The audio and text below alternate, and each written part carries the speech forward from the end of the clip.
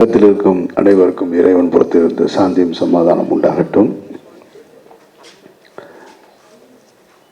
உயிர் தமிழுக்கான பத்திரிகையாளர் சந்திப்பை 2 நாட்களுக்கு முன்னாடியே நடத்தியாச்சு.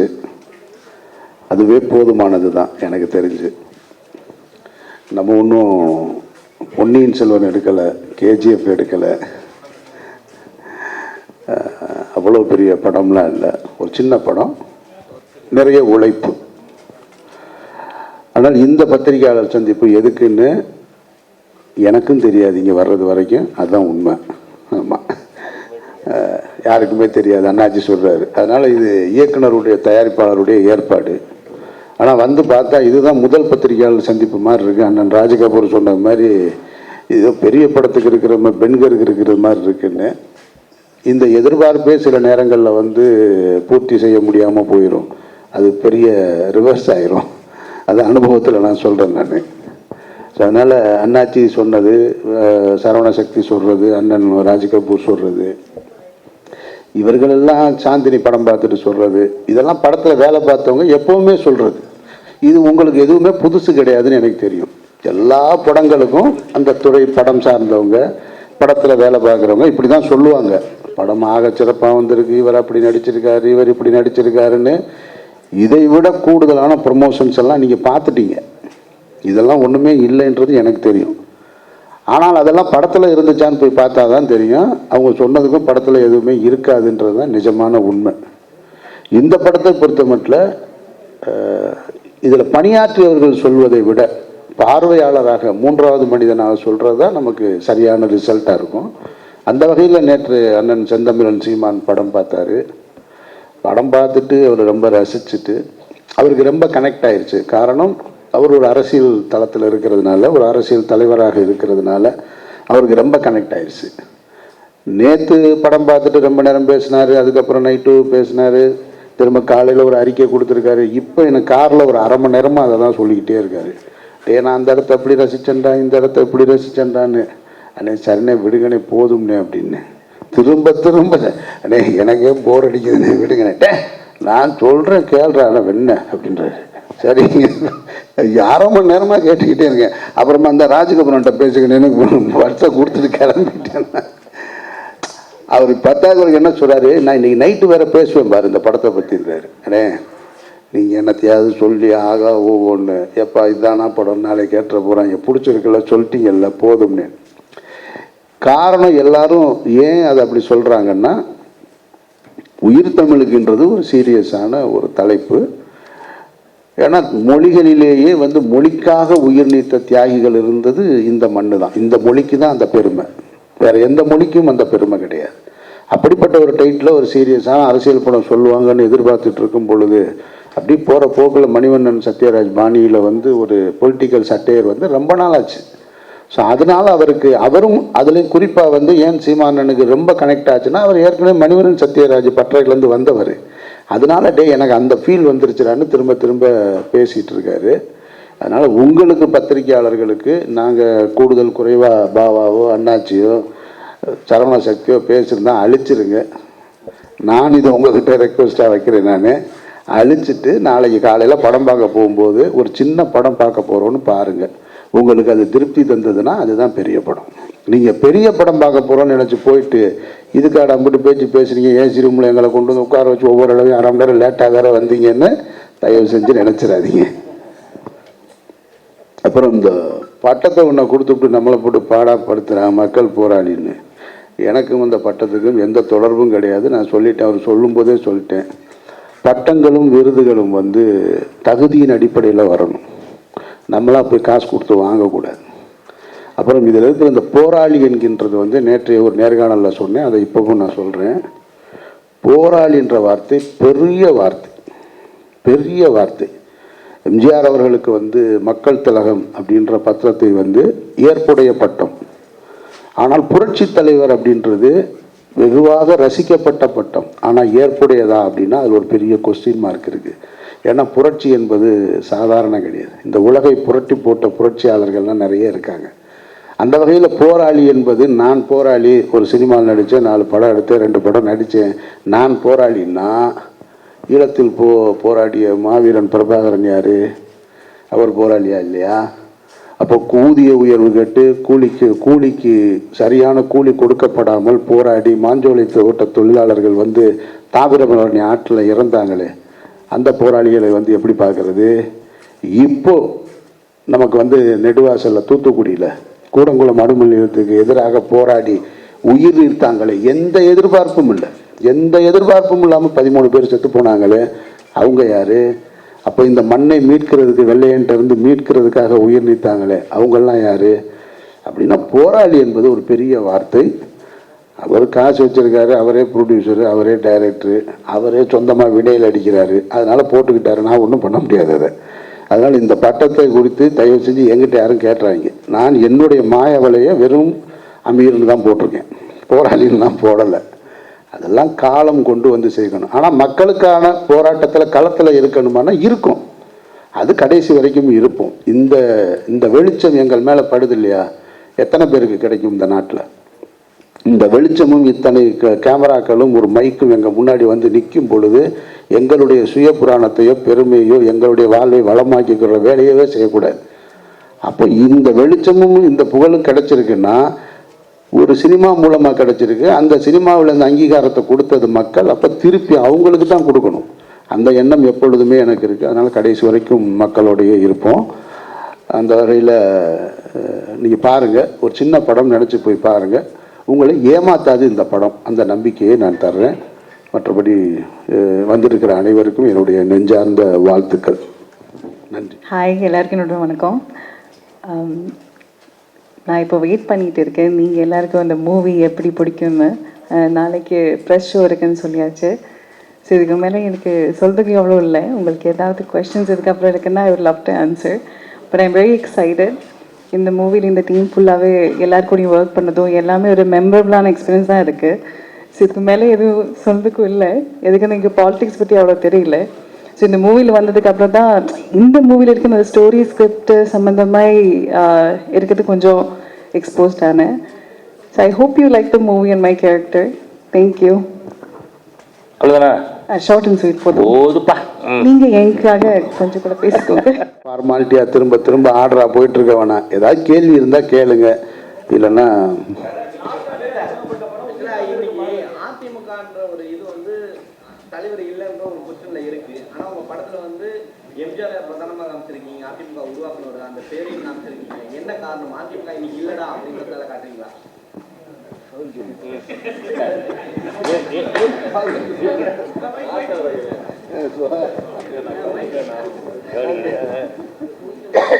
சொல்லுங்க. எம்ஜிஆர்னு ஒரு அதிமுக உருவாக்குனது. ஆமா. அதுக்கு திரும்ப உயிர் கொடுக்கறதுனால உயிர் தமிழ் கொண்டு வரீங்களா? அப்படிலாம் ஒன்றும் இல்லை. அதெல்லாம் இருக்கு, கட்சி இருக்கு, தலைவர்லாம் இருக்காங்க, அப்படிலாம் ஒன்றும் இல்லை. இல்லை, நீங்கள் அந்த படத்துலையும் வந்து பார்த்தீங்கன்னா முட்டி போட்டு வந்தவங்க முன்னாடி நான் வந்து மக்கள் ஓட்டு போட்டு வந்தவங்கடான்னு வேற குத்தி காமிச்சிருக்கீங்க. டைரக்டாவே, மறைமுகமாக கூட இல்லை. இபிஎஸ் நேரடியாக தாக்கியிருக்கீங்க. முழு படம் பாருங்க பிரதர். நீங்க ட்ரைலர் டீசர் பார்த்துட்டு நீங்களா ஒரு கதையை கிரியேட் பண்றீங்க. முழு படம் பாருங்க, உங்களுக்கு அது புரியும். அது இல்ல, இன்னைக்கு முட்டி போட்டு வராங்கன்னா யார சொல்லுவாங்க? நிறைய பேர் வராங்க. பிரச்சாரம் இப்ப முடிஞ்சிருக்கு, இப்ப எலெக்ஷன் முடிஞ்சிருக்கு. அதுல போட்டோவே காமிச்சிட்டு சுத்திட்டு இருந்தாங்க, எப்படி வந்திருக்காரு பாருன்னு சொல்லிட்டு. ஸோ அதை கனெக்ட் பண்ணும் போது உங்க ட்ரைலர் கனெக்ட் ஆகுதுல்ல. நிறைய பேர் இருக்காங்க, நீங்க ஃபுட்டேஜ் போய் கூகுள்ல பாருங்களேன். நிறைய பேர் முட்டி போட்டிருக்காங்க, நிறைய பேர் காலில் விழுகுறாங்க. காலில் விழுகாத அரசியல்வாதி யார் இருக்கா? ஏற்கனவே சொன்னது தான் நான் சொல்றேன். ஓட்டு போட்டு ஒருத்தர் முட்டி போட்டுருக்காரு, ஹேண்டிகேப் வந்துருப்பாரு.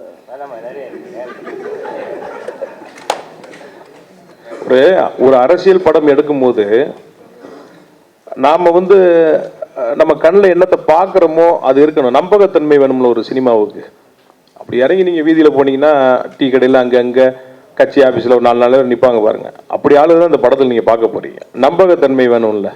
எங்கேயோ இருக்கிற அரசியலை வந்து நம்ம இங்கே சொல்ல முடியாதுல்ல. அது பார்க்குறவங்க யாரும் அப்படி ஃபீல் பண்ண மாட்டாங்க. படம் ஜாலியாக இருக்கும். இல்லை, சத்யராஜ் வந்து அமாவாசன் கிரியேட் பண்ணும்போது ஒட்டுமொத்த அரசியல்வாதியும் அதை பார்த்து என்ஜாய் பண்ணாங்க. அரசியல் இப்படி தான்டா இருந்ததுன்னு. ஆனால் உங்கள் அரசியல் காமிக்கும் பொழுதே ஒரு கிரியேட் ஆகுது. ஆல்ரெடி அவர் மேலே ஒரு இஷ்யூ ஓடிட்டு இருக்கு. அதை தாண்டி இந்த இதை காமிச்சதுக்கப்புறம் என்னடா இவங்களை காமிக்கிறதுக்கு பதில் ஆப்போசிட் பார்ட்டியை காமிச்சிட்டு இருக்காங்களே அப்படின்றது வெளியே ஒரு டாக் போயிட்டு இருக்கு. தெரியல உங்களுக்கு? முதல்ல அந்த வசன படத்தில் இப்போ இல்லை. அது சென்சார் செய்யப்பட்டது. நீங்கள் ஒரு வசனம் வந்தது அது ஏன் அது யாரை குறிக்குதுன்னு கேட்குறீங்க. அப்படிலாம் இல்லை, எல்லாரையுமே பேசியிருந்தோம்.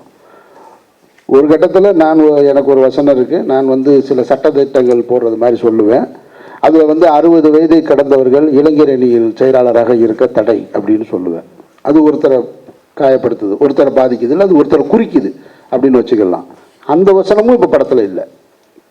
அதாவது நம்ம ஒன்று நினைக்கிறோம், பொலிட்டிக்கல் சட்டையர் எடுக்கணும்னு முடிவு எடுத்துட்டிங்கன்னா யாரையாவது மனசில் வச்சு தான் பேச முடியும். ஒரு காட்சி இருக்குது, இப்போ சத்தியம் பண்ணுறது, சமாஜில் சத்தியம் பண்ணுறது அப்படின்னு சொன்னால் காட்சி கூட வேணாம், இந்த வார்த்தையை சொன்னாலே உங்களுக்கு தெரியும். இதுக்கு காட்சி வேணுமா? சமாஜில் சத்தியம் பண்ணுறேன்னு சொன்னால், அதுபோல் தியானம் பண்ணுறது, சமாஜில் போய் தியானம்னா இதுக்கு ஒரு காட்சி வேணுமா? இதெல்லாம் குறிக்கும். இது அதுதான் நம்ம அரசியலை நம்ம பார்த்துக்கிட்டே இருக்கிறது. அப்போ அதை போல ஒரு வசனம் வச்சா ஒருத்தரை நினைவுபடுத்துமானா கண்டிப்பாக நினைவுபடுத்தும். படுத்தினாதான் அது அரசியல் சட்டையர். நினைவுபடுத்தலைன்னா அப்புறம் என்ன இருக்கு?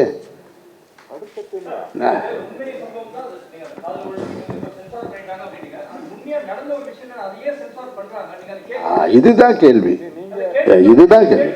நம்ம கேட்குறோம். நீங்கள் இந்த படத்தில் எம்ஜிஆர் அவர்கள் அப்படின்னா கருப்பு சிவப்பு வெள்ளை அப்படின்னா எம்ஜிஆர் தான். அப்போ இந்த படத்தில் நாங்கள் எம்ஜிஆர்னு எங்கெல்லாம் பெயர் வருதோ அதில் கருப்பு சிவப்பு வெள்ளையை பயன்படுத்தியிருக்கோம்.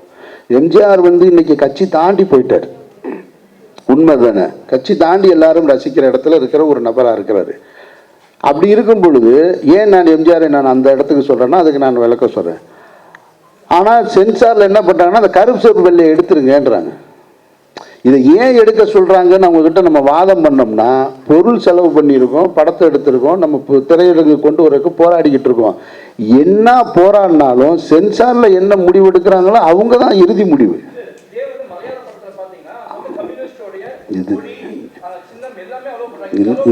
இந்த பத்திரிகையாளர் சந்திப்பிலேயே மிகச் சரியான கேள்வியாக நான் இதை பார்க்குறேன். நான் ஏன்னா ஏன் பொலிட்டிக்கல் சட்டையர் படம் இங்கே வர்றதில்லைன்னா சென்சார் தான். அதுதான் ப்ராப்ளம். நீங்கள் சொன்ன மலையாள படத்தை நானும் பார்த்துருக்கேன். அந்த மலையாள படத்தின் துவக்கத்திலேயே கண்ணனூர்ன்ற ஏரியாவில் ஒரு கர்ஃப்யூலேருந்து தான் கதை தொடங்கும். கர்ஃப்யூ என்ன நடக்கும்னா, ஒரு ஆர்எஸ்எஸ் பிரமுகர் கொல்லப்பட்டிருப்பார், கம்யூனிஸ்டால் கொல்லப்பட்டிருப்பார். இப்படி ஒரு கதையை தொடங்கி என்று முடியும் போது மீண்டும் ஒரு கர்ஃப்யூவில் முடியும்.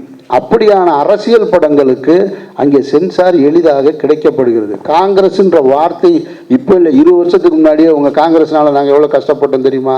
ஆமாம், நீங்கள் கம்யூனிஸ்ட் இப்படி சொல்லி தான் நீங்கள் மட்டும் நல்லா இருக்கீங்க. இது போல வசனங்கள்லாம் 20 வருஷத்துக்கு முன்னாடியே நான் மலையாள படங்களில் கேட்டிருக்கேன். நான் இப்போ வரைக்கும் அங்கே இருக்கக்கூடிய அரசியலும் அப்படி தான் இருக்குது. பொது மேடைகள் அப்படி தான் கலந்துக்கிறாங்க. சென்சாரும் எளிதாக கொடுக்கப்படுது. இங்கே மட்டும்தான் எதுவுமே சொல்லக்கூடாது. அப்போ இதை எதிர்த்து போராடக்கூடிய இடத்துல அமைப்பு இருக்கணுமே தவிர ஒரு தனிப்பட்ட படத்தை எடுத்தவங்க போய் சண்டை போட முடியாது. அப்போ அவங்க என்ன சொல்கிறாங்கன்னா, கருப்பு சிவப்பு எம்ஜிஆர் கலரை எடுத்துருங்கன்றாங்க. கலரை எடுத்துட்டா எம்ஜிஆர் மாறிடுவாரா? நான் கேட்குறேன். எம்ஜிஆர்ன்றது அந்த முகம்தான். அப்போ எடுத்தாச்சு. அப்போ நீங்கள் சொல்கிறது மாதிரி இந்த வசனங்களை எல்லாம் நீக்க சொல்கிறாங்க. இல்லை ஒருத்தவங்களை காயப்படுத்துது அப்படின்றாங்க. சரி, ஓகே, எடுத்துருங்க. எதுக்கு போட்டு மல்லு கட்டிக்கிட்டு? நம்ம அதை தாண்டிய ஒரு விஷயம் எங்கேயோ ஒன்று நமக்கு பக்கத்தில் இருக்குல்ல அப்படின்னு காம்ப்ரமைஸ் தான் பண்ணுறோம். முழுமையாக அரசியல் சட்டையர் படத்தை எடுக்க முடியாததுக்கு காரணம் சென்சார் போர்டுன்றதை நீங்கள் விளங்கிக்கணும். நான் குற்றமாக சொல்லலை, அவர்கள் அதை புரிஞ்சுக்கணும். அவர்களால் எடுக்க முடியலன்னா இதெல்லாம் நீங்கள் அவங்க இது நான் மௌனம் பேசியதைக்கு சொன்னது தான் இப்பவும் சொல்கிறேன். வெண்ணெய்ன்ற வார்த்தையை வெட்ட சொன்னாங்க. அது தாண்டின வார்த்தையெல்லாம் வேற படத்தில் வந்திருக்கு. அப்போ ஒவ்வொரு காலகட்டத்தில் சென்சார் அதிகாரிகள் இருக்கிறவங்க அவங்களுடைய மனநிலையெல்லாம் சேர்ந்து தான் பிரதிபலிக்கும். அவங்களுடைய தத்துவம், அவங்களுடைய சித்தாந்தம் சேர்ந்து தான் படத்தில் வரும். அதனால் அதுக்கு காரணம் நம்ம கிடையாது. நம்ம இன்னும் நிறைய பேச தயாராக இருக்கோம், இன்னும் வைக்கிறதுக்கு தயாராக தான் இருக்கோம். பிரபாகரன் அவர்களுடைய சீருடையோடு இருந்த படம் சென்சார் செய்யப்பட்டிருக்கு இந்த படத்தில். அதில் என்ன இருக்குது? பிரபாகரன் அவர்களால அப்படி தான் தெரியும். அவர் அந்த சீருடையோடு இருக்கிறது தான். அதை மறைக்கணுன்றாங்க. சரி, மறைச்சாச்சு, போங்க. அமீர் சார், நீங்கள் சொன்னீங்க இங்கே நிறைய விஷயம் பண்ணுறாங்க, எல்லாத்தையும் தடுக்க போகிறாங்கன்னு சொல்கிறீங்க. ஆனால் பின்னாடி பார்த்தீங்கன்னா ஃபுல்லாக காவியே தான் இருக்குது, அந்த கொடி ஃபுல்லாகவே. அதை ஏன் சென்சார் பண்ணலை? நீங்கள் திரும்பி பாருங்கள், ஃபுல்லாக காவி தான் இருக்குது, ஒயிட்லாம் கிடையாது. அது காவி இருக்கு சார். சொல்லி ஒரு நிமிஷம் இருங்க, நான் சொல்கிறேன். அது இங்கே ஃபைனல் அவுட்டில் வந்திருக்கு, அது காவி.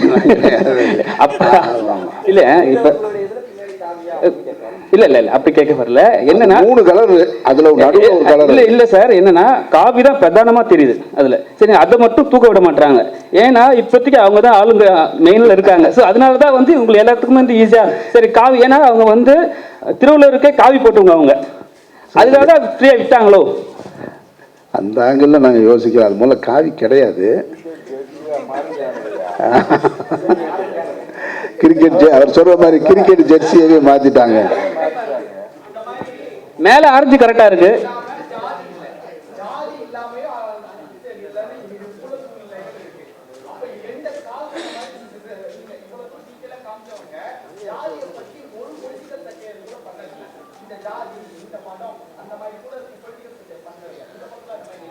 இல்லை இல்லை அப்படிலாம் பண்ண முடியாது. ஜாதியை வச்செல்லாம் முதல்ல நம்ம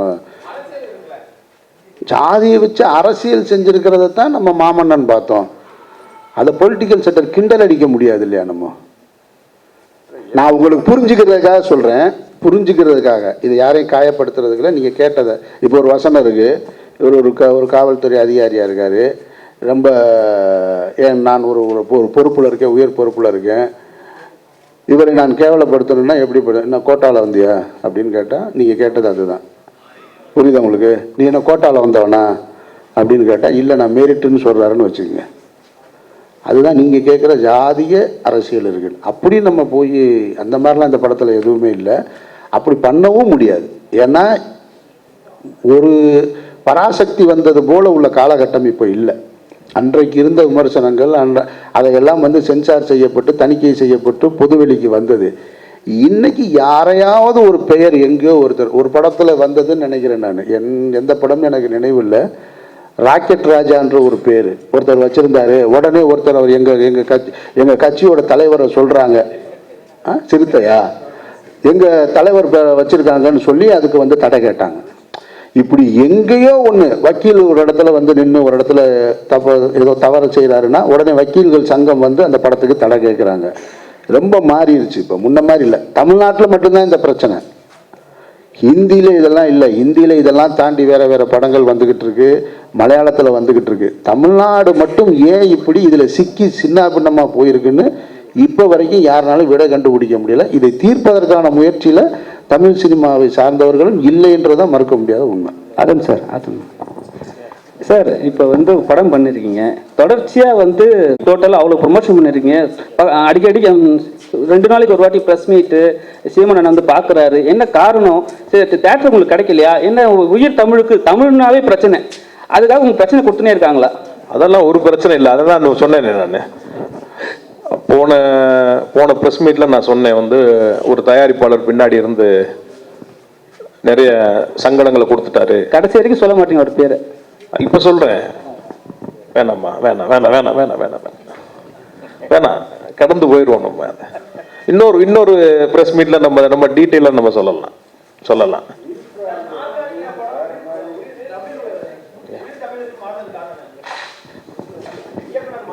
சிறந்த தலைப்பு இந்த படத்துக்கு. நீங்க படம் பார்த்து முடிஞ்சோன்னு உங்களுக்கு தெரியும் இதுதான் சிறந்த தலைப்பா இருக்கும் இந்த படத்துக்கு. அது சில காரணங்கள் இருக்கு, தயாரிப்புல காரணங்கள் இருக்கு, நிறைய காரணங்கள். இது படம், அதை பத்தி நம்ம பேசுவோம். சார், இதுல உயிர் தமிழுக்கு அந்த ரூல வந்து ரப்பர் ஸ்டாம்ப் போட்டிருக்கீங்க. அது எதை குறிக்குது?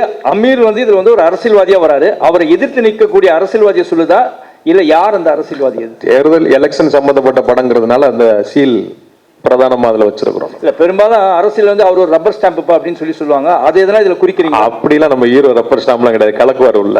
இல்ல அவரை சொல்லல சார், அந்த மாதிரி யாரையாவது குறிப்பிடுறீங்களா அதுலன்றது? இல்ல ஒரு தேர்தல் படம் அப்படிங்கிறதுனால அந்த ரப்பர் ஸ்டாம்ப் நம்ம ஒரு பிரதானமா இருக்கு. தேர்தல் ஒன்று படத்துல 2 தேர்தல்கள் இருக்கு படத்துல, பாருங்க.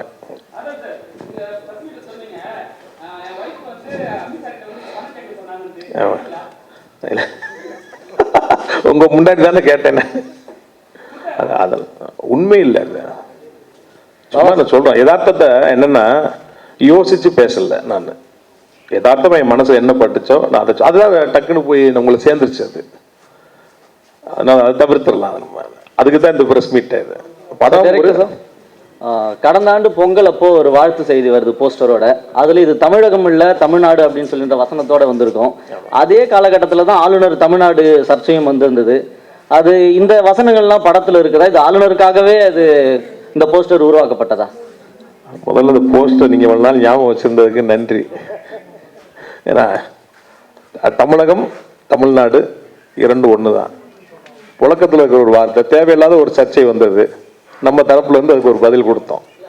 இந்த ஆளுநர் சர்ச்சைக்காக அந்த போஸ்டர்ல இல்ல படத்துல அது ஆளுநர் மட்டும் இல்லை, பல பேர் இங்கே புதுசு புதுசாக நிறையா சொல்கிறாங்க. இங்கே அதுக்காக நம்ம அப்பப்போ பதிலடி கொடுக்கலாம், கிடைச்சல மொத்தமாக சேர்ந்துடும் அது ஒரு நாள். இந்த படத்தை பொறுத்த வரைக்கும் இந்த ப்ரமோஷன்ல படக்குழுவினர் தான் இது வரைக்கும் பிரஸ் மீட் வச்சிருக்காங்க. நேற்று முதல் முறையாக ஒரு அரசியல் கட்சியிலிருந்து சீமான் அவர்கள் வந்திருக்கிறாங்க. ஏன் மற்ற கட்சி தலைவர்கள் அழைக்கல? காரணம் என்ன? தமிழுக்கு அப்படின்னும் போது இப்போ பிரபாகரன் அவர்களும் இருக்கிறாங்க. இப்போ நாம் தமிழர் சப்போர்ட்ல மட்டும்தான் இந்த படம் போகுது அப்படின்ற ஒரு கேள்வியும் வருது இல்லை? நான் அண்ணாமலையும் கூப்பிட்டுருக்கேன் படம் பார்க்கறதுக்கு. அவருக்கு வேண்டிய ஒரு நண்பருக்கு அடிச்சிருக்கேன், இந்த ஈவினிங் கூப்பிடுறேன்னு இருக்கிறாரு. எல்லா தலைவர்களுக்கும் காட்டுறதுக்கு தயாராக இருக்கிறேன். யாரெல்லாம் வந்து ஃப்ரீயா இருக்காங்களோ பார்ப்பாங்க. அண்ணன் நமக்கு கொஞ்சம் ஸ்பெஷல்.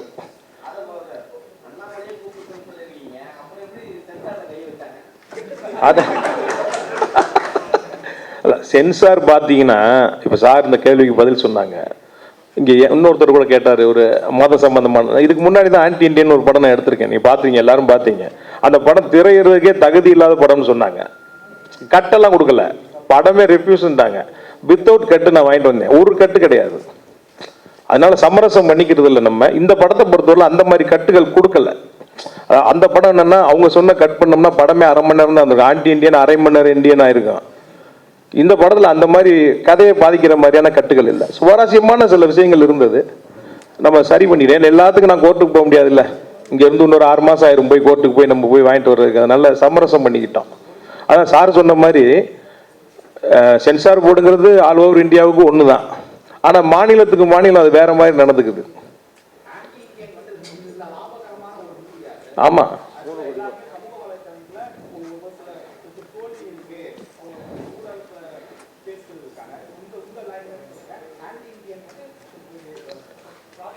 ப்ராஃபிட்டான படம், வெற்றி படம்.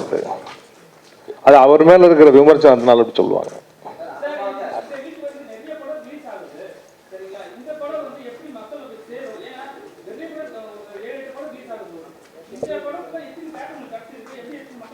இல்லை, 250 ஸ்க்ரீன் பிளான் பண்ணியிருக்கோம். இப்போ வரைக்கும் ஒரு 180 ஸ்க்ரீன் நமக்கு கன்ஃபார்ம் ஆயிருக்கு. இன்னும் போட்டுட்டு இருக்காங்க, நாளைக்கு தான் அது தெரியும். ஏன்னா ஒரு படம் இப்போ வந்து 2 படம் தான் வருது, 7 8லாம் இல்லை. சின்ன படங்கள் 2 படம் தான் மெயினாக. அதெல்லாம் இல்லை, அதெல்லாம் எல்லா படமும் வரணும். நான் அன்னைக்கு சொன்னேன், எல்லா படமும் வரணும், எல்லா படமும் ஓடணும், அப்போ தான் இண்டஸ்ட்ரி நல்லா இருக்கும்.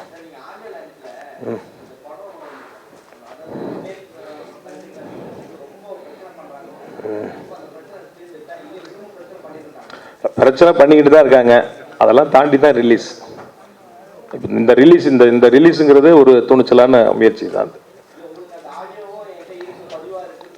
ஆமாம், இல்லை அதைத்தான் இன்னொரு சந்தர்ப்பத்தில் சொல்லலாம். இது என்னன்னா நல்லா இருக்காது அது, நான் நினைக்கிறேன்.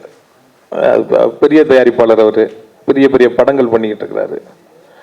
தேவையில்லாத ஒரு சங்கம் நிறைய பேசியிருக்காரு. அதில் வெளியிடுற அளவுக்கு இல்லை, ரொம்ப அநாகரிகமாக நிறைய பேசியிருக்காரு.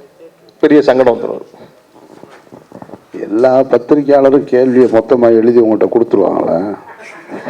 நீங்கள் 2 பேர் மட்டும் வச்சுக்கோங்க. சும்மா தான் சொல்கிறேன் நான்.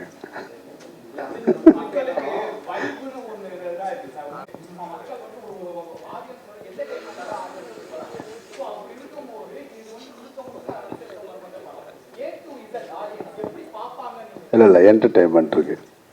இது வெறும் அரசியல் படம் கிடையாது, பொழுதுபோக்கு இருக்குது. அண்ணாச்சி பண்ணுற காமெடி இருக்குது, கஞ்சா கருப்பு பண்ணுற காமெடி இருக்குது, 2 பாடல் காட்சி இருக்குது, 2 சண்டை காட்சி இருக்குது. அதனால் இது ஒரு பொழுதுபோக்கு படம் தான். அது அரசியல் சட்டையில் ஒரு ட்ரை பண்ணியிருக்கு. ஒர்க் அவுட் ஆகுதா இல்லையான்னு நாளைக்கு நீங்கள் பார்த்துட்டு சொல்லுங்கள்.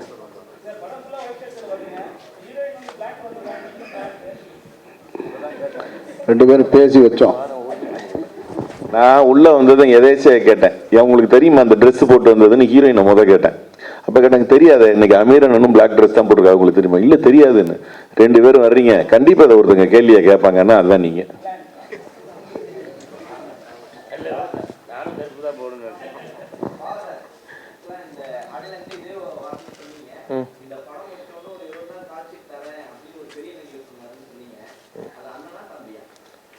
நீங்க நினைக்கிற அண்ணனும் இல்ல தம்பியும் இல்ல அது. நீங்க சுத்தி சுத்தி எங்க வர்றீங்கன்னு எனக்கு நல்லா தெரியுது. எனக்கு நான் இன்னொரு பிரஸ் மீட்ல சொல்றேன். நான் ரிலீஸ்க்கு அப்புறம் கண்டிப்பா நான் சொல்றேன். நான்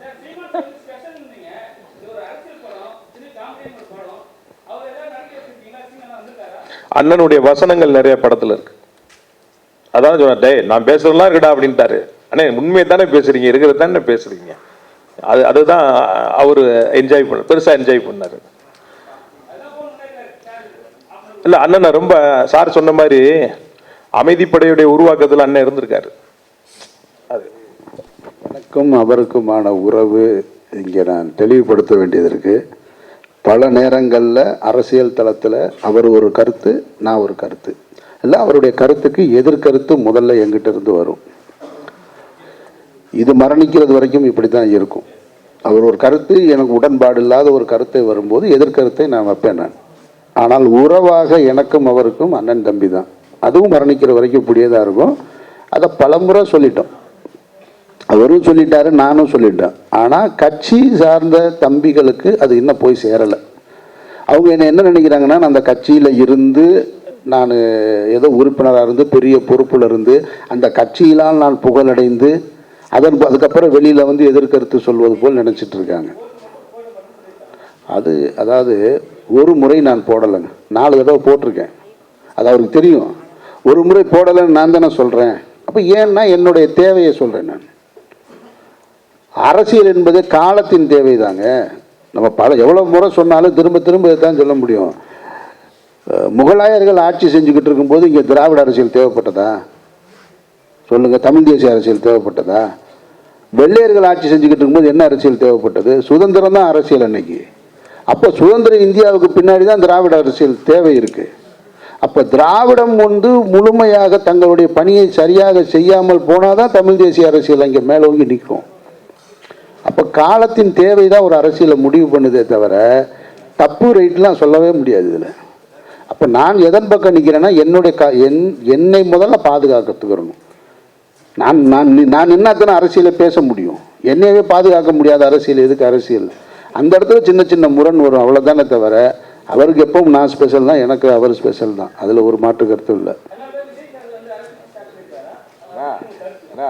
சீரியஸாகவே பேசுறீங்க, ஜாலியாக வந்து பேசுங்கப்பா. நீங்கள் பாட்டில் சீரியஸாக பேசுறீங்க, அவர் சீரியஸாக பேச சொல்லிக்கிட்டு இருக்காரு. இங்க பாருங்க, அதை விட நான் ஒன்று சொல்றேன் கேளுங்க. நானும் அவனும் ஒரு நாள் ரூம்ல இருங்க, நான் ஒரு விஷயம் சொல்றேன் கேளுங்க. ஒரு நாள் நானும் அவனும் ப்ரொடியூசரும் ரூம்ல படுத்திருந்தோம். அப்ப சொல்லிட்டு இருக்கும்போது, தலைவா நம்ம மட்டும் இந்த படம் எடுக்கலன்னா இதுக்கு செலவழிச்ச பணத்தை ரூம் பூரா அடிக்க அது மேல படுத்திருக்கலாம்ல தலைவா அப்படின்னு சொன்னாப்ல. ஆமா நண்பா, நம்ம அதையே பண்ணியிருந்திருக்கலாம் போல் இருக்கு. இவ்வளவு கேள்வி கேட்பாங்கன்னா எதுக்கு இதை சொல்றேன்னா, அவ்வளவு பிரம்மாண்டம் இருக்கு படத்துக்குள்ள. ஒவ்வொரு ஃப்ரேமும் செலவு பண்றதுக்கு ஒரு நாள்லாம் ஒரு ஷூட்டிங்கு 2 பக்கமும் கிட்டத்தட்ட ஒரு 2000 பேர் ஜூனியர் ஆர்டிஸ்ட், ஆட்டம் மயிலாட்டம் எல்லாம் வச்சிருந்து அன்னைக்கு எங்களுக்கு ஷூட்டிங் பெர்மிஷன்ல ஒரு பிரச்சனை. டோட்டல் ஷூட் பண்ணவே முடியல. சாயங்காலம் 2 போர்டுக்கு மட்டும் க்ளோஸ் அப் எடுத்துட்டு அன்னைக்கு பேக்கப். இது மாதிரி 2-3 நாள் நடந்தது. நான் இப்போ போய் நமக்கு வைத்தறிச்சு தாங்காம, ஏன்னா நான் அவனை எவ்வளோலாம் கஷ்டப்பட்டு சுற்றிருக்கோன்னு எங்களுக்கு தெரியும். கஷ்டப்பட்டுன்னா சினிமாக்குன்னு வந்துட்டா எவ்வளோ பெரிய கோடீஸ்வரன் கஷ்டப்பட்டு தான் ஆகணும். அந்த கஷ்டங்களை 2 பேருமே அனுபவிச்சிருக்கோம்.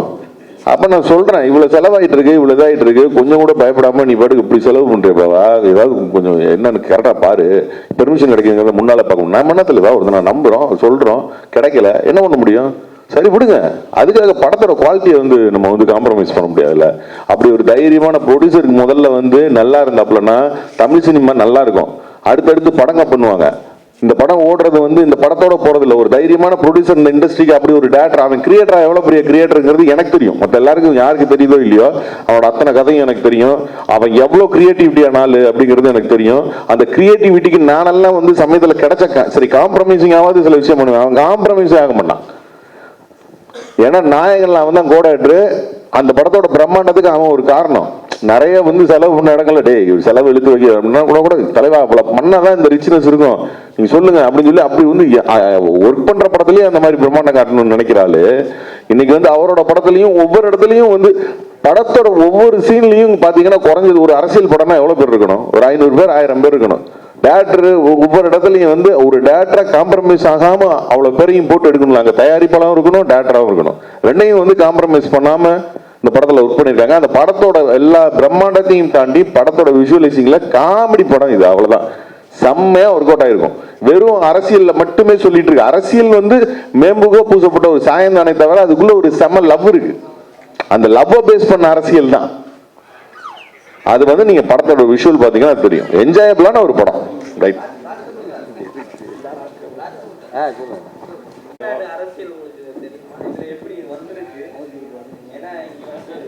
பெண் தலைவர் வந்து அம்மா தான் அப்படின்வாங்க ஜெயலலிதா.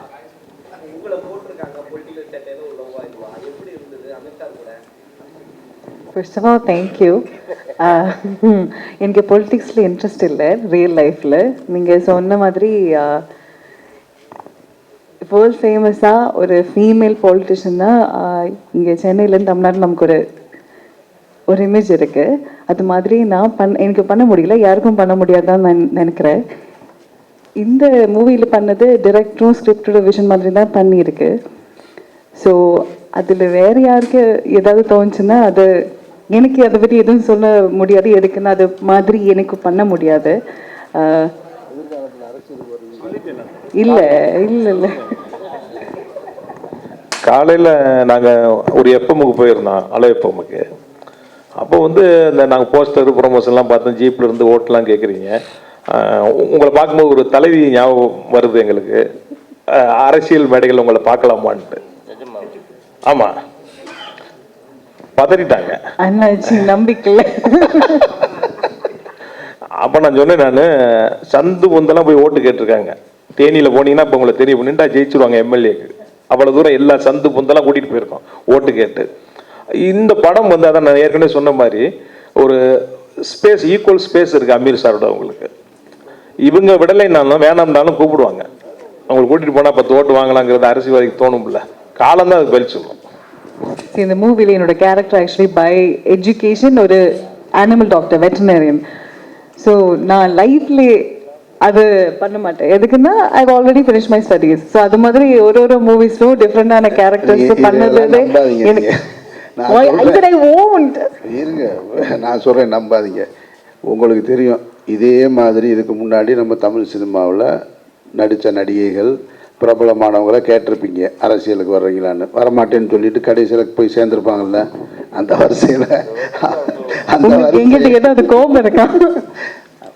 வரக்கூடாதுன்னு இருக்கா? அந்த வரிசையில் வருவாங்கன்னு நான் நம்புகிறேன். அவங்க ஆசைக்கு வரமாட்டேன்னு இப்போ சொல்லிட்டு இருக்காங்க. எனக்கு ஆக்சுவலி ஓட்டர்ஸ் ஐடி இல்லை, இந்தியன் சிட்டிசன் தான். இது வரைக்கும் ஓட்டர்ஸ் ஐடி எடுக்கல. நான் இதுவரையும் லைஃப்பில் ஓட் பண்ணல. ஓகேவா? ரொம்ப நல்ல விஷயம். ஆமாம், உங்க தேசபக்தி வெளியே தெரியுது. ஆமாம், நான் மீதி எல்லாருக்கிட்ட தான் கேட்டுட்டு இருக்கேன் ஓட் பண்ணுங்கன்னு. அதுதான் ஆக்டிங் இல்லையா? எனக்கு அதுதான் ரொம்ப பிடிக்கும். ஸோ அது உங்களுக்கு எல்லாருக்கும் நான் இனியும் மூவிஸ் பண்ணோன்னு இல்லையா, நான் அது பண்ணிட்டோம். தேங்க்யூ. என்னங்க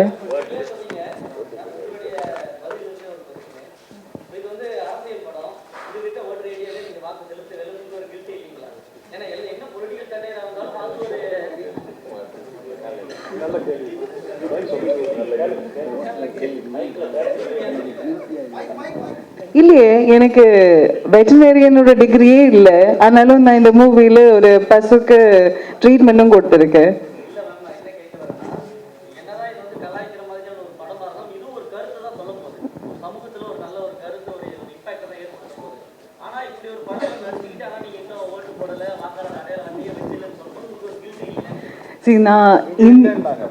நான் இந்தியன் சிட்டிசன், ஆனாலும் யூஎஸ்ல தான் வளர்ந்துருக்கு. அதனால தான் எனக்கு ஓட்டர்ஸ் ஐடி இல்லை. நீங்கள் நான் ஃபர்ஸ்ட் சொன்ன பதில் மட்டும் எடுத்துட்டு கட் பண்ணி வேற ஹெட்லைன் போட்டு போடாதீங்க. அப்போ ஏன் என்ன வச்சு போடாதீங்க? யூஎஸ்ல இருந்தது, இனிமே தான் ஓட்டர்ஸ் ஐடி எடுக்கணும். அதுக்கப்புறம் ஆனாலும் எனக்கு அவ்வளோ அதை பற்றி தெரியல. So I have to learn.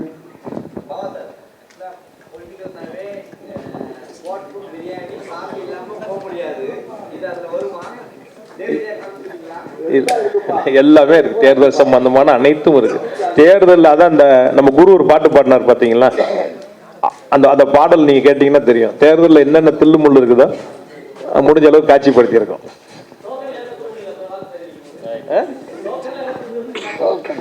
டோக்கனா டோக்கன்ல டைரக்டா பேமெண்டே கொடுத்துருவோம் பண்ண. இது நல்லா வந்தது. நீங்க நாளைக்கு படம் பாருங்க. குறைகள் இருக்கும், குறைகள் இல்லாமல் சினிமா இல்லை. அது இது மாதிரியான ஒரு என்டர்டெயின்மெண்ட் கமர்ஷியல் மூவியில் கண்டிப்பாக அங்கங்கே இருக்கும். அந்த குறைகளை எல்லாம் மறந்துட்டு, எதுக்கு நான் சொல்கிறேன்னா, நான் என் படத்துக்கு இப்படி நான் கேட்டது கிடையாது. எந்த படத்துக்கும் நான் தயாரிப்புலையோ அல்லது என்னுடைய இயக்கத்தில் வர்ற படங்களை நீங்கள் பார்த்துட்டு நல்லா பண்ணுங்கன்னு. இந்த படத்துக்கு அவர் போட்ட காசில் ₹1 கூட இப்போ வரைக்கும் வரலை. முழுக்க முழுக்க ஓன் ரிஸ்கில் தான் அந்த படம் ரிலீஸ் பண்ணுறாரு. அவர் அதுக்காக தான் மீண்டும் மீண்டும் இதை திரும்ப சந்திச்சிட்டு இருக்காரு. போட்ட காசு வந்துச்சு, இல்லை போட்டதில் பாதியாவது வந்துச்சுன்னா கூட படத்தோட பார்ட் 2 எடுப்பாங்க. அப்போ பொலிட்டிக்கல் சட்டையர் இன்னும் கூடுதலாக வச்சு, அப்போ இன்னும் நிறைய என்னாச்சு. ஆமாம், அதனால் அதை இது இது இப்படின்னு தாண்டிட்டாலே அவர் ரிலீவ் ஆயிடுவார். அதுக்காகத்தான் நானும் என்னுடைய இவ்வளவு சிக்கலான காலகட்டத்தில் குறைவான நேரத்தில் ராத்திரி 1:30 மணி வரை 2 மணி வரைக்கும் திரும்ப திரும்ப திரும்ப இந்த படத்தை பற்றி பேசிக்கிட்டே இருக்கேன். ஏன்னா பணம் போட்டவருக்கு பணம் வரணும். நான் நல்லா நடிச்சிருக்கேன் அப்படின்னு எனக்கு பேர் வர்றதுலையோ, கதாநாயகி இன்னொரு படம் கிடைக்கிறதுலையோ இல்லை. எந்த படமாக இருந்தாலும் பணம் போட்டவங்களுக்கு குறைந்தபட்சம் முதலீடாவது திரும்பி வரணும். அப்போ தான் அடுத்தடுத்த கலைஞர்கள் வாழ முடியும். இதுபோல் பத்திரிகையாளர் சந்திப்பை நடத்த முடியும். அந்த அடிப்படையில் தான் உங்ககிட்ட கேட்டிருக்கோம். முடிஞ்ச அளவுக்கு உதவி செய்யுங்க. ரொம்ப நீங்கள் போகும்போது சுப்ரீம் கோர்ட் ஜட்ஜு மாதிரி தேட்டருக்குள்ளே போயிடாதீங்க. ஒரு ரசிகனாக போங்க. இது என்னுடைய தாழ்மையான வேண்டுகோள். நன்றி. ஒரே ஒரு இடத்துல உட்காந்து வச்சிருந்தேன், வெட்டுறாங்கிறா. என்ன ஏன் போன வாரம் தான் அந்த படத்தில் 200 உட்காந்து இருக்கு அப்படின்னு சொன்னேன். இல்லை அது அந்த படம், இது இந்த படம் அப்படின்னா. ஸோ அந்த மாதிரி சென்சார் நம்மளுக்கே ஸ்கிரிப்ட்ல அவனுக்கு கரெக்டாக மேலே ஒரே இது வெட்டுடான்னு சொன்னால் மேலே ஒத்துக்கல. எல்லா படத்துக்கும் ஒரே மாதிரி இருக்கணும். கேட்டால் கல்ச்சரு அது இது, கேரளாவுக்கு ஒரு சென்சார், இங்கே ஒரு சென்சார், அப்படி ஏதோ ஒரு காரணத்தை சொல்லி நம்மளை ஏமாற்றி விட்டாங்க. ஸோ அது மாதிரி இந்த அரசியல் யாரை ஃபாலோ பண்ணுறதுன்னு இல்லை, நம்ம மனசாட்சி நம்ம இது என்ன பண்ணுதோ. இப்போ இருக்க அரசியலை நையாண்டி பண்ணுறோம், அது பண்ணுறோன்னா அது பண்ணித்தான் ஆகணும். எல்லாத்துக்கும் யோகியனே கிடையாதுல்ல, அது சொல்லித்தானே ஆகணும். அவனை இவன் இப்படி பண்ணுறான். சத்யராஜ் சார் எஸ்டிஎஸ் ஒர்க்கை பஸ்ஸில் தொங்கிட்டு போவார். ஒரு காலத்தில் தொங்கிட்டு போவார். அது விஷுவல் பண்ணியிருந்தான். தாய்மாமங்கள் படத்தில் அவ்வளோ அப்ளாப்ஸ். ஏன்டா நீ பெரிய தலைவராக இருந்தால்தான் நீ போய் பஸ்ஸில் போய் பிடிச்சிட்டு தொங்கிட்டு போகலாமா? அது சொல்லும் போது நம்மளுக்கு அப்போ அதை ரசிச்சோம்ல. இப்போ ஏதோ வேற ஒருத்தர் அதில் போறாரு இதில் போறாரு அப்படின்னு சொன்னோம். நடக்கிறத நம்ம சொல்றோம், எடுக்கிறத அவனை எடுத்துட்டு போறான். நம்மளுக்கு என்ன சொல்ல வேண்டிய நம்ம கடமை. நீ வாங்கிக்கிறது வாங்காத உனக்கு இஷ்டம். அது மாதிரி தான் நான் இதில் என்ன யார் நினச்சி பண்ணியிருக்கேன்னா, நான் என்னை நினச்சிதான் பண்ணியிருக்கேன். இப்படியெல்லாம் இருந்தால் நான் நல்லா இருந்துப்பேன்டா. நானும் என் கேரக்டர் தான் அது. நான் ஒருத்தனை ஃபாலோ பண்ண வேண்டிய அவசியமே கிடையாது. எல்லா பேருமே யோகியனே கிடையாது, எவனும் யோகியம் கிடையாது. அதனால நான் யோகியனாக இருக்கலாம்னு சொல்லி பார்த்துட்டு நான் நடிச்சுக்கிறது. ஸோ எனக்கு நானே யோகியன். அதனால யாரையும் ஃபாலோ பண்ணல. இவர் ஃபாலோ பண்ணல. இவர் ஜென்ரலாக எம்ஜிஆர் இப்போ கேட்டாரு, எம்ஜிஆரை நீங்கள் முன்னிலைப்படுத்தி ஏடிஎம்கே அப்படின்னா அதெல்லாம் கிடையாது. எம்ஜிஆருங்கிறது நம்மளுக்கு புது ஒரு நடிகனாக நம்ம பார்த்தோம். அவரை ரசிகனா வாழ்ந்துருக்கோம். அவரை வச்சு நிறைய பேர் பொழப்பு நடத்துறானுங்க, அது வேற பிரச்சனை. ஒரு ரசிகனா ஒரு தொண்டனா வந்தாரு அப்படிங்கிறத அந்த அந்த தொண்டன்ல இவரை எப்படி படிப்படியாக நம்ம வளர்த்தணும் அப்படிங்கிறது இந்த படத்தோட கேரக்டர்ஸ். அதுல பியூட்டிஃபுல்லா அவங்க பண்ணிருக்கிறது லவ் தான். யாரையும் காயப்படுத்தல, யாரையும் குத்தியும் பேசலாம். அங்கங்க தெளிச்சிட்டு போயிருப்பாங்க. அது டயலாக் விழுகும்போது அது ரசனையா இருக்கும். இதுல சொல்ல போன வேண்டிய ஒரு அருமையான காதல் கதை சொல்லியிருக்காங்க பொலிட்டிக்கல் பேசிக்கல. ஸோ அதனால நீங்களெல்லாம் இப்போ எல்லாம் உங்களை எதுக்கு கூப்பிட்டு இருக்குது? நாங்கள் பணம் அந்த பணம் இதெல்லாம் போஸ்ட் ஈஸ்ட் பெரிய பேனர்லாம் கிடையாது. நீங்களே இதை ப்ரொமோட் பண்ணி வெளியே கொண்டு வரணும். எதுக்கு ஒரு தடவை 4 தடவை உங்களை கூட்டு உட்கார வச்சிருக்காரு ஆதாம? தேவையா இது? ஒரு தடவை சொன்னா பார்த்தால 4 தடவை கூப்பிட்டு உங்களை மீட்டிங் போட்டு வச்சிருக்காருல. நீங்களே இதை கொண்டு வரணும். சின்ன படத்தை பெருசாக்கணும். இதை காயப்படுத்தாம நீங்க பெருசு பண்ணி நீங்க அழகா ஒரு ப்ரொமோ பண்ணி ஒரு தடவை படம் பாருங்க. உங்களால் இயன்ற அளவுக்கு எவ்வளவு ப்ரொமோட் பண்ணும்போது இந்த படத்தை வந்து மேலே வைக்கி வெற்றி அடை செஞ்சு அவர் ப்ரொடியூசராகவும் ஒரு டைரக்டராகவும் பெருசாக வரக்கு வந்து வாய்ப்பு இருக்கு. எங்களுக்கு ஒரு 4-5 படங்கள் வரும். இதை பார்த்துட்டு நாங்கள்லாம் நல்லா தான் நடிச்சிருக்கோம். நீங்க பாருங்க, என்ஜாய் பண்ணுவீங்க. நன்றி.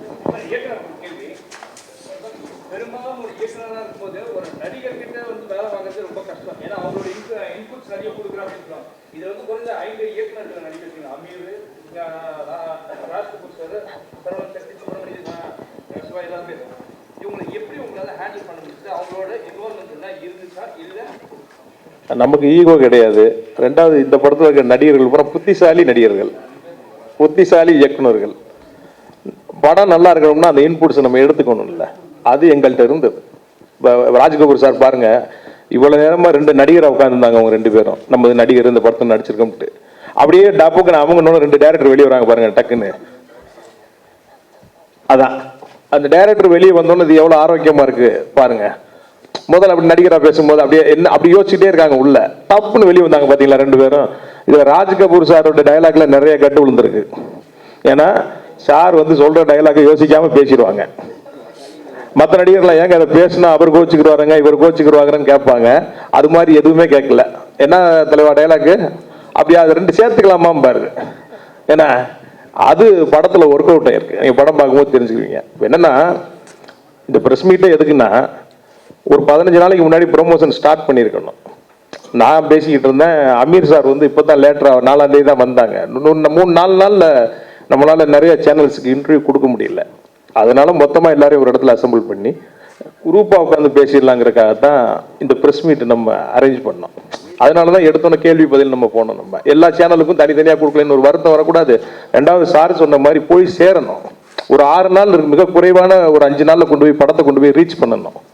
பணம் இல்லை என்கிட்ட செலவு பண்ணுறதுக்கு, வேற ஏரியாவில் செலவு பண்ண முடியல. உங்கள் மூலமாக கொண்டு போய் படத்தை சேர்க்கணும். அதனால தான் மறுபடியும் ஒரு ப்ரெஸ் மீட். அமீர் சார் எதுக்கு நீ கூப்பிட்டாங்கன்னே தெரியல அப்படின்ட்டாங்க.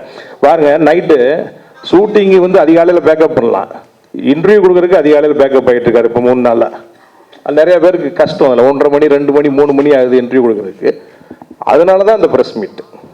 அதில் நிறைவாக மற்ற சேனல்காரங்க ஏதாவது கேள்வி கேட்கணும்னா கேட்கலாம். தனிப்பட்ட முறை நம்ம உட்காந்து இன்டர்வியூ கொடுக்கறனால 2-3 ரூம் இருக்கு, நம்ம கொடுக்கலாம். அதுக்காக தான் இந்த ஏற்பாடு. 6 பேர் கஞ்சா கருப்பு இருக்காரு. ஆக்சுவலாக இந்த படம் வந்து எனக்கு வந்து இவங்கெல்லாம் நிறைவாக இருக்கிறதா சொல்லுவோம். நான் இன்னும் கூடுதலாக இப்போ எனக்கும் அண்ணன் ராஜ்கபூருக்குமா இன்னும் 2 சீன் இருக்குது, ரொம்ப முக்கியமான சீனு. நான் வந்து அந்த சீன்லாம் எடுக்கலை. அப்போ என் மண்டைக்குள்ளே என்ன ஓடுனா, நான் எப்போயுமே ஒரு டைரக்டராக இருக்கிறதுனால என் பிரச்சனை அதுதான். நான் டைரக்டராக இருக்கிறதுனால அந்த எடுக்காத காட்சி, இந்த விட்டு போன காட்சி, இதெல்லாம் இருந்திருந்தால் இன்னும் நல்லா இருந்திருக்குமே, இன்னும் முழுமை அடைஞ்சிருக்குமேன்றது மட்டும்தான் ஓடிக்கிட்டே இருக்குது. 2 கஞ்சா கருப்புக்கு ஒரு சீன் இருக்குது, அண்ணனுக்கு ஒரு சீன் இருக்குது, இந்த பொண்ணுக்கு எனக்கு ஒரு சீன் இருக்குது. இதெல்லாம் சேர்த்துருந்தா இன்னும் சரியாக வந்திருக்குமோன்னு சகோதரர் பொன்வண்ணன் சொன்னது போல் அது ரொம்ப முக்கியமான ஒரு சீனு. அந்த சீன் இப்போ படத்தில் இல்லை. ரொம்ப நல்லாயிருக்கும். அது ரொம்ப இன்ட்ரெஸ்டிங்காக இருக்கும். அண்ணாச்சி நாமினேஷன் பண்ண போகிற இடத்துல வந்து நான் நாமினேஷன் பண்ணிட்டு வரும்போது அவர் கேட்பார், பொன்வண்ணன் கேட்பார், இதெல்லாம் ஒரு குழப்பாடா, கூடவே போனவனை வந்து ஏமாற்றிட்டு போய் நீ நாமினேஷன் பண்ணிட்டு வந்திருக்கியே அப்படின்னு சொன்ன உடனே இது பேர் அரசியலா அப்படின்ன உடனே நான் பதில் சொல்லுவேன், அரசியல் அடித்தளமே கூட இருக்கவனை ஏமாத்துறது தான், முதல்ல அதை புரிஞ்சுக்குங்க நீங்கள் அப்படிமே. இன்னும் நீங்கள் காமராஜன் கக்கன் காலத்திலே இருக்கீங்க போல இருக்கு, நடப்பு அரசியலுக்கு வாங்க அப்படின்ட்டு ஒரு விஷயத்தை நான் சொல்லுவேன். சொன்ன உடனேயே அவர் அந்நியார் ஒருத்தங்க இருப்பாங்க, அவங்க சொல்லுவாங்க, ஏங்க உங்களுக்கு என்னங்க நம்ம வீட்டில் ஒரு கவுன்சிலர் வந்தால் என்னங்க அப்படின்னு. அவங்களுக்குள்ள ஒரு சின்ன சண்டை நடக்கும். சண்டை நடந்த உடனேயே எங்கிட்ட கேட்பாங்க, ஏன் பாண்டியா இந்த மாதிரி நீலாம் ஜெயிச்சிட்டின்னா, கவுன்சிலராக ஜெயிச்சிட்டின்னா இந்த ரேஷன் கரெக்டாக போட சொல்லுப்பா, ஒன்றுமே போட மாட்டேன்றான், எப்போ போனாலும் இல்லைன்றானு.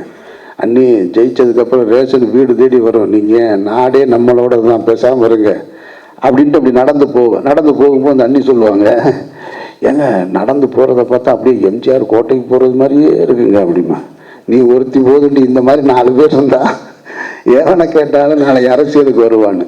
இதெல்லாம் இப்போ இந்த காட்சி படத்தில் இல்லை. அதனால உங்ககிட்ட நான் சொல்கிறேன், இது மாதிரியான நிறைய காட்சிகள் இன்னும் படத்தில் இடம்பெற முடியாமல் போயிடுச்சு. அதெல்லாம் இருந்திருந்தால் இன்னும் பொலிட்டிக்கல் சட்டையர் இன்ட்ரெஸ்டாக இருந்திருக்கும்னு நான் நம்புகிறேன். மற்றபடி உங்களுக்கு பிடிக்கும்னு நான் எதிர்பார்க்குறேன். அதில் தான் இந்த 6 பேர் கஞ்சா கருப்பு, இவர், இன்னும் ஒரு 3 பேர், இந்த மற்றும் 6 பேர். ஆனால் அது படத்தில் இருக்கிற நகைச்சுவையை விட காட்சி படமாக்கும் போது இருந்த நகைச்சுவை தான் ஜாஸ்தி. அதை நான் ஏற்கனவே சொல்லியிருக்கேன்.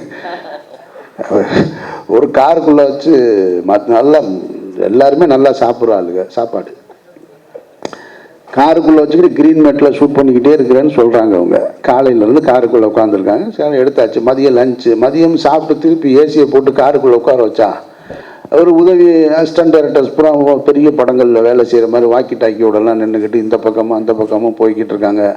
மானிட்டர்கிட்ட இருந்து டைரக்டரா ரெடியான்னு கேட்குறாரு. அவர் assistant director, sir ready sir, எல்லாரும் ஆர்டிஸ்ட் ரெடியாக இருக்காங்க சார், ரெடியாக. நான் ஃப்ரண்ட்டில் உட்காந்துருக்கேன் காரில், பின்னாடி 6 பேர். அது ரெடி ஆக்ஷன் அப்படின்னா யாருமே டைலாக் சொல்ல, ஏன்னா பூரா சாப்பிட்டு தூங்குறாங்க கார். நான் சொல்கிறேன் தூங்குறாங்க, பின்னாடி தூங்குறாங்கன்னா கத்துறாங்க, என்னடா சாப்பிட்டு தூங்குறக்கா வந்தீங்கன்னு. இந்த மாதிரியான சம்பவங்கள் தான் நிறைய நடந்திருக்கு. அதைத்தான் சரவண சக்தி சொன்னார், சிரிச்சுக்கிட்டே இருந்தோன்னு. எனக்கு நடிகராக இருந்ததுனால எனக்கு ஒன்றும் பெரிய சுமை இல்லை. நான் டைரக்டராக இருந்தேன்னா டென்ஷனாக இருப்பேன். அது இந்த மாதிரியான ஒரு படத்தில் நடிக்கும் பொழுது எனக்கு மைண்டில் எல்லாத்தையும் இறக்கி வச்சுட்டு ஃப்ரீயாக போய் நின்றுட்டு என்ன சொல்கிறாங்களோ அதை மட்டும் செஞ்சுட்டு, இங்கேருந்து இப்படி பல்ட்டி அடிக்கணுமா, இங்கேருந்து இப்படி பல்ட்டி அடிக்கணுமா, இது மட்டும்தான் இந்த படத்தில் நான் செஞ்சுருக்கேன். உங்களுக்கு பிடிக்கும்ன்ற நம்பிக்கையோட. நன்றி.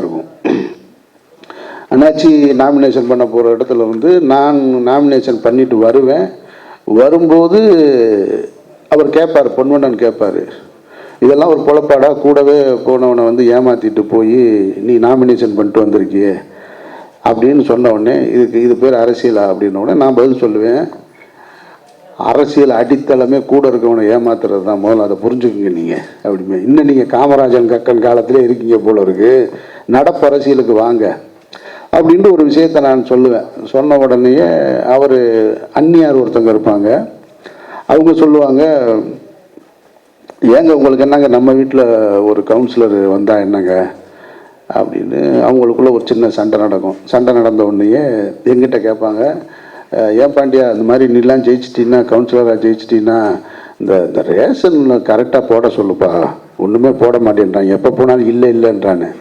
அண்ணி ஜெயிச்சதுக்கப்புறம் ரேஷன் வீடு தேடி வரும், நீங்கள் நாடே நம்மளோட தான், பேசாமல் வருங்க அப்படின்ட்டு அப்படி நடந்து போகும்போது அந்த அண்ணி சொல்லுவாங்க, ஏங்க நடந்து போகிறத பார்த்தா அப்படியே எம்ஜிஆர் கோட்டைக்கு போகிறது மாதிரியே இருக்குங்க அப்படிமா. நீ ஒருத்தி போதுண்டு இந்த மாதிரி 4 பேர் இருந்தா எவனை கேட்டாலும் நாளை அரசியலுக்கு வருவான்னு. இதெல்லாம் இப்போ இந்த காட்சி படத்தில் இல்லை. அதனால உங்ககிட்ட நான் சொல்கிறேன், இது மாதிரியான நிறைய காட்சிகள் இன்னும் படத்தில் இடம்பெற முடியாமல் போயிடுச்சு. அதெல்லாம் இருந்திருந்தால் இன்னும் பொலிட்டிக்கல் சட்டையர் இன்ட்ரெஸ்டாக இருந்திருக்கும்னு நான் நம்புகிறேன். மற்றபடி உங்களுக்கு பிடிக்கும்னு நான் எதிர்பார்க்குறேன். அதில் தான் இந்த 6 பேர், கஞ்சா கருப்பு, இவர், இன்னும் ஒரு 3 பேர், இந்த மற்றும் 6 பேர். ஆனால் அது படத்தில் இருக்கிற நகைச்சுவையை விட காட்சி படமாக்கும் போது இருந்த நகைச்சுவை தான் ஜாஸ்தி. அதை நான் ஏற்கனவே சொல்லியிருக்கேன். ஒரு காருக்குள்ளே வச்சு நல்லா எல்லாருமே நல்லா சாப்பிட்ற ஆளுங்க சாப்பாடு. காருக்குள்ளே வச்சுக்கிட்டு க்ரீன் மேட்டில் ஷூட் பண்ணிக்கிட்டே இருக்கிறேன்னு சொல்கிறாங்க. அவங்க காலையிலேருந்து காருக்குள்ளே உட்காந்துருக்காங்க. சரி எடுத்தாச்சு. மதியம் லஞ்சு, மதியம் சாப்பிட்டு திருப்பி ஏசியை போட்டு காருக்குள்ளே உட்கார வச்சா அவர் உதவி அசிஸ்டன்ட் டைரக்டர்ஸ் பூரா பெரிய படங்களில் வேலை செய்கிற மாதிரி வாக்கி டாக்கியோடலாம் நின்றுக்கிட்டு இந்த பக்கமும் அந்த பக்கமும் போய்கிட்டு இருக்காங்க. மானிட்டர்கிட்ட இருந்து டைரக்டரா ரெடியான்னு கேட்குறாரு. அவர் assistant director, sir ready sir, எல்லாரும் ஆர்டிஸ்ட் ரெடியாக இருக்காங்க சார், ரெடியாக. நான் ஃப்ரண்ட்டில் உட்காந்துருக்கேன் காரில், பின்னாடி 6 பேர். அது ரெடி ஆக்ஷன் அப்படின்னா யாருமே டைலாக் சொல்ல, ஏன்னா பூரா சாப்பிட்டு தூங்குறாங்க கார். நான் சொல்கிறேன் தூங்குறாங்க, பின்னாடி தூங்குறாங்கன்னா கத்துறாங்க, என்னடா சாப்பிட்டு தூங்குறக்கா வந்தீங்கன்னு. இந்த மாதிரியான சம்பவங்கள் தான் நிறைய நடந்திருக்கு. அதைத்தான் சரவண சக்தி சொன்னார், சிரிச்சுக்கிட்டே இருந்தோன்னு. எனக்கு நடிகராக இருந்ததுனால எனக்கு ஒன்றும் பெரிய சுமை இல்லை. நான் டைரக்டராக இருந்தேன்னா டென்ஷனாக இருப்பேன். அது இந்த மாதிரியான ஒரு படத்தில் நடிக்கும் பொழுது எனக்கு மைண்டில் எல்லாத்தையும் இறக்கி வச்சுட்டு ஃப்ரீயாக போய் நின்றுட்டு என்ன சொல்கிறாங்களோ அதை மட்டும் செஞ்சுட்டு, இங்கேருந்து இப்படி பல்ட்டி அடிக்கணுமா, இங்கேருந்து இப்படி பல்ட்டி அடிக்கணுமா, இது மட்டும்தான் இந்த படத்தில் நான் செஞ்சுருக்கேன். உங்களுக்கு பிடிக்கும்ன்ற நம்பிக்கையோட. நன்றி.